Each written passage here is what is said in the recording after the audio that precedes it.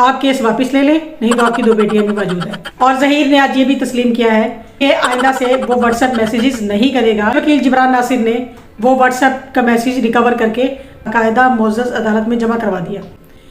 और उसी वक्त उसने मेहदी अली काज़मी की सबसे छोटी बेटी जो कि 2 साल की है, उसकी डीपी व्हाट्सएप पे लगा ली, जो कि 2 दिन तक लगी रही। मेहदी अली काज़मी ने अपना मोबाइल का तमाम डाटा जो है अदालत में जमा करवा दिया था। 10 अक्टूबर को जहीर ने मेहदी अली काज़मी भाई को 20 से 25 सेकंड का एक नोट भेजा।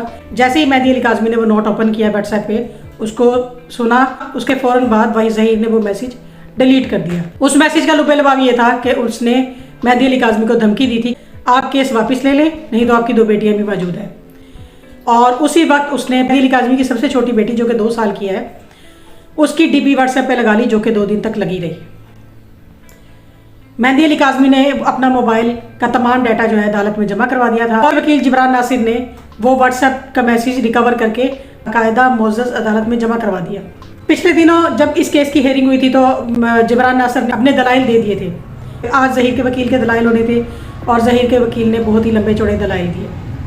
आज लेट आवर्स में इसका फैसला एक्सपेक्टेड है। जहीर ने परी की जो व्हाट्सएप की पर डीपी लगाई थी वो 2000 के उस टैब से ली गई थी, जिसका जहीर ने मोअज़्ज़ज़ अदालत में ये बताया है कि ये टैब चोरी हो गया है। तो फिर वो डीपी कहाँ से आई? इसका मतलब है कि वो टैब जहीर के पास मौजूद है।